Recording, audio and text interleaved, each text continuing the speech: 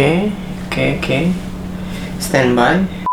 Oke teman-teman, kembali lagi bersama aku Ari di sini. Kayaknya udah lama banget yang bikin konten. Kayaknya udah hampir 2 bulan gak upload video. Aku sendiri pribadi minta maaf jujur karena emang keadaannya emang lagi sibuk, bisa dibilang kerjaan juga semakin sibuk, terus juga nggak sempat gitu buat bikin konten segala jenisnya.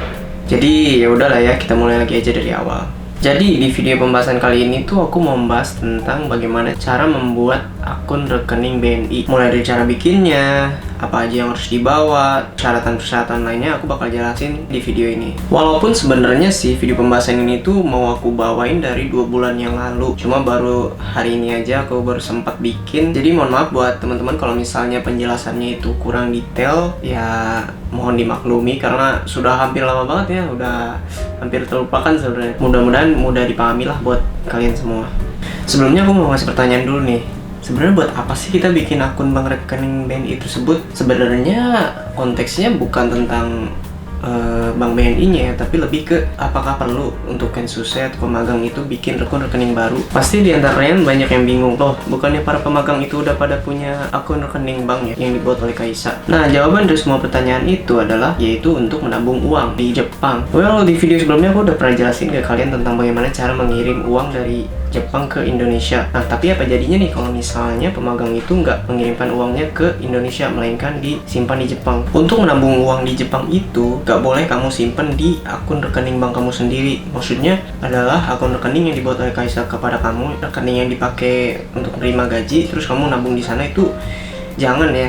Karena ujung-ujungnya juga nggak bakal nabung. Kenapa? Karena uang yang kamu terima dari gaji, terus kamu nabung juga di rekening tersebut, kita akan punya mindset, oh iya uangnya kan masih banyak, otomatis yang ada malah nggak jadi nabung gitu. Berpikirnya uang masih banyak, akhirnya dipakai terus, ya ujung-ujungnya nggak ada uang tersebut. Jadi buat para pemagang yang emang mau nabung di Jepang, itu sangat disarankan sekali untuk bikin akun rekening bank yang baru yang khusus untuk menabung. Jadi nggak disatuin sama kebutuhan kita sehari-hari untuk hobi selanjutnya, nggak disatuin. Jadi kita punya akun rekening yang khusus untuk nabung itu sendiri. Dan hal ini juga kejadian sama temanku dan dia juga termasuk orang yang nabungnya itu nggak dikirim ke Indonesia. Jadi sebelumnya kan dia itu nabungnya di bank langsung gitu. Jadi dari rekening bank yang dibuat dari Kaisa, dia nabung langsung di rekening itu juga. Nah tadi itu keluhannya ya emang gak bisa nabung, apa-apa tuh pasti kepake, jadi dia mulai kepikiran tuh untuk bikin akun rekening bank yang baru untuk khusus dia nabung. Nah waktu musim panas kemarin dia coba untuk cari informasi dan kebanyakan informasinya itu mengarahkan dia untuk bikin akun rekening BNI. Loh emangnya ada BNI di Jepang? Ya jawabannya ada, dan punya beberapa kantor cabang, dan salah satunya yang terdekat itu dari tempat tinggalku sekarang itu ada di Tokyo. Dan akhirnya kami memutuskan untuk pergi ke sana waktu liburan musim panas. Nah, buat teman-teman yang emang mau bikin rekening bank BNI juga, nah kalian tuh wajib banget untuk bawa dokumen yang lengkap. Yang wajib banget buat kalian bawa itu ada Seiryu Kado, ada KTP Indonesia kalian, terus kalian juga wajib bawa paspor, dan nanti kalian harus mengisi formulir yang disediakan dari pihak BNI-nya ketika kalian sampai di sana ya. Selain itu juga kalian juga wajib banget buat bawa dokumen pendukung yang lainnya juga. Jadi selain yang tadi 3 yang aku sebut tadi, itu kalian juga harus bawa dokumen pendukung seperti kartu keluarga, terus juga kalian wajib bawa mainan Kado yang itu tuh yang isinya alamat rumah kalian di Jepang. Pokoknya saranku sih bawa aja semua yang berkaitan dengan informasi pribadi kalian tuh, bawa aja. Nah yang selanjutnya, sebelum kamu pergi ke kantor cabang yang terdekat dari tempat daerah kamu, kalian harus cek dulu di Google Map jam kerjanya kantor cabang BNI tersebut. Karena waktu musim panas kemarin, waktu aku sama Deden pergi ke sana itu, dia buka jam kerjanya aja cuma dari hari Senin sampai hari Jumat. Terus juga dia bukanya dari jam 9 sampai jam 11 siang. Jadi jadwal kerjanya itu waktu itu singkat banget. Wajar sih karena waktu itu kan emang lagi pandemi corona. Jadi buat kalian yang emang mau pergi ke kantor cabang, selain bawa dokumen yang tadi, kalian cek dulu deh itu jam kerjanya dari jam berapa sampai jam berapa. Takutnya udah jauh-jauh dari rumah ke sana, ternyata kantornya tutup. Belum itu kalian cek dulu di Google, sesuaiin sama kitanya sendiri mau berangkat hari apa. Nah dikarenakan Bank BNI itu bukannya dari hari Senin sampai hari Jumat, menurutku untuk kalian yang weekdays, yang kerjanya weekdays dari Senin sampai Jumat juga, saranku sih kalian kalau mau bikin rekening Bank BNI itu curi-curi waktu aja pas lagi ada libur panjang gitu. Misalnya lagi ada Golden Week, atau misalnya lagi ada tanggal merah, atau kalian bisa ngambil cuti untuk ngurus pembuatan akun rekening Bank BNI tersebut. Ya itu sih terserah ya. Aku juga sempat bikin vlog tentang pembuatan akun Bank BNI ini, jadi kalian simak baik-baik aja ya videonya yang berikut ini. Oke teman-teman, kembali lagi bersama aku Ari di sini. Jadi hari ini aku udah ada di Tokyo. Kebetulan nggak sendiri, aku sama Deden. Dia kan, jadi kita sekarang mau pergi ke BNI cabang Tokyo ya. Karena Deden tuh mau bikin apa ya, mau buka rekening di BNI di sini karena dia punya rencana buat nabung di Jepang aja gitu. Kan beda dengan konsultan kebanyakan kan ngirim ya. Kalau Deden lebih milih buat bikin rekening di sini.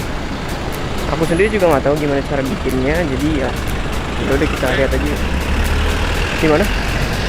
Persyaratannya udah lengkap? Lengkap ya. Ya kita lihat aja prosesnya kayak gimana. Dan banknya itu bukanya dari jam 9 sampai jam 12 gitu. Makanya kita harus pergi pagi-pagi banget ini. Sekarang udah jam 10 sih. Semoga aja masih buka gitu.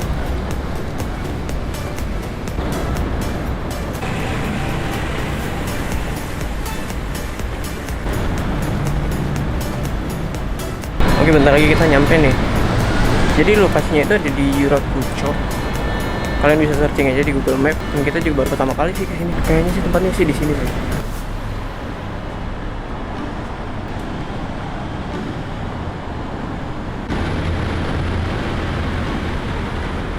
Dan kita langsung masuk aja yuk. Ditarik coy.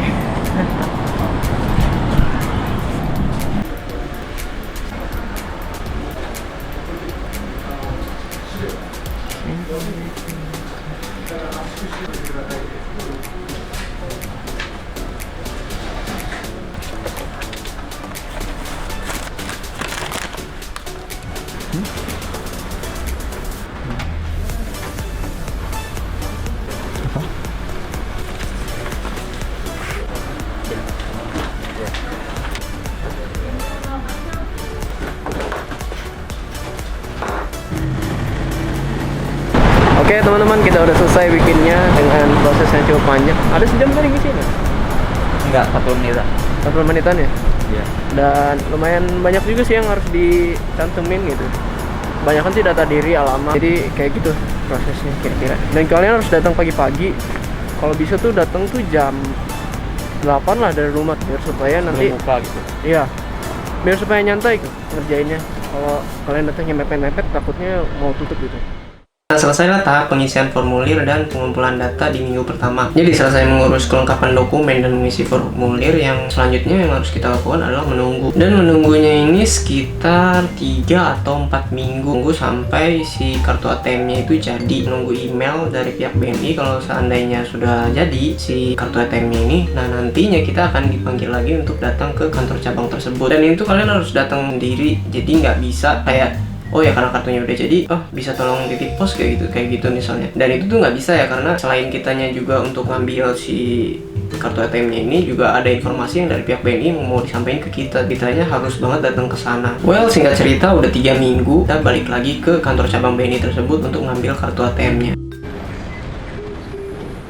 Oke teman-teman, selamat pagi semuanya di keadaan yang hujan kayak gini dan ngevlog yang sangat tidak menyenangkan seperti ini ya karena cuacanya hujan.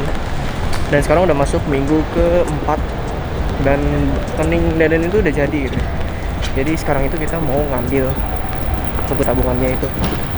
Ternyata prosesnya cepat juga gitu.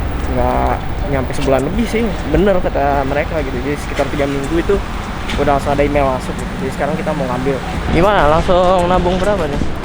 Kayaknya sih langsung 50 juta. 50 juta. Soalnya kalau 50 juta biarin gak ditabung tuh habis. Kayaknya tuh ya cuma-cuma lah, habis cuma-cuma. Ya semoga lancar lah ya nabungnya.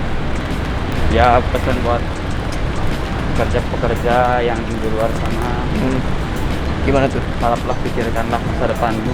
Karena di Jepang kita juga nggak mungkin selamanya kan. Kalau emang bisa dalam waktu 3 tahun, ngapain kita harus nambah terus kan. Tapi untuk sekarang sih aku juga nggak tahu sih apakah akan nambah lagi di Jepang atau gimana, karena sekarang kan udah setahun setengah ya, bentar lagi juga mau pulang. Dan setahun setengah lagi nggak kerasa sih sebenarnya waktu itu.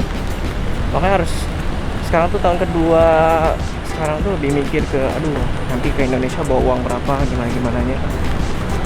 Jadi emang harus dipikirin matang-matang dari sekarang. Ya, jangan terlalu enjoy apa? nikmatin Nikmati hidup. Karena ya kita di sini ada batas waktu. Yoi.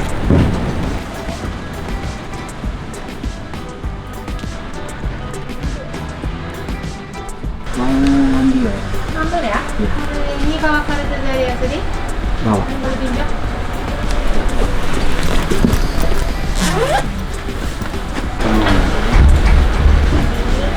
Atau nanti Ini siapa? Ini pembukaan rekening katanya. Oh. Jadi harus dibuka terus. Anjir. Tadinya bahasa Indonesia. Jelasnya dari Jepang cuy. Anjir kata gua, lu ngomong apa? Kata gua. Harifu. Setengah-setengah. Kau katanya.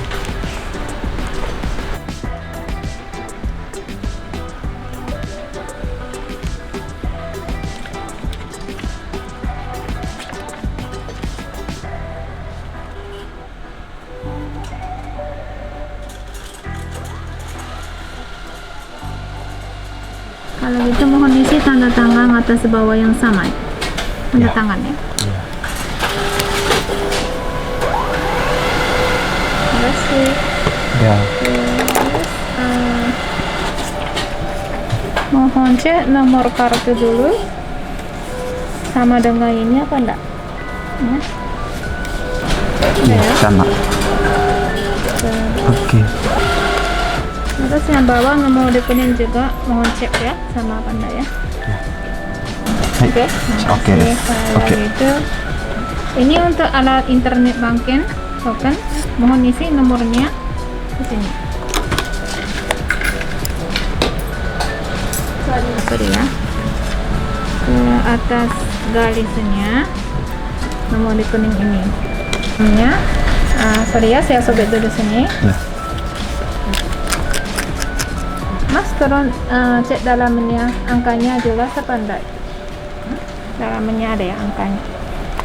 Nah, kita nanti pakai nomor ini ya untuk akhirnya. Terus ininya alat token internet banking. Tetapi ada perhatian dari petugasnya. Setelah hari ini Ya. 1 minggu ya, jangan kan pakai ini. Soalnya data masnya hari ini dari Tokyo kirim ke Indonesia. Ya. Untuk data mas import di Indonesianya biasanya mungkin 2 apa 3 hari aja cukup, tapi amankan nunggu 1 minggu dulu.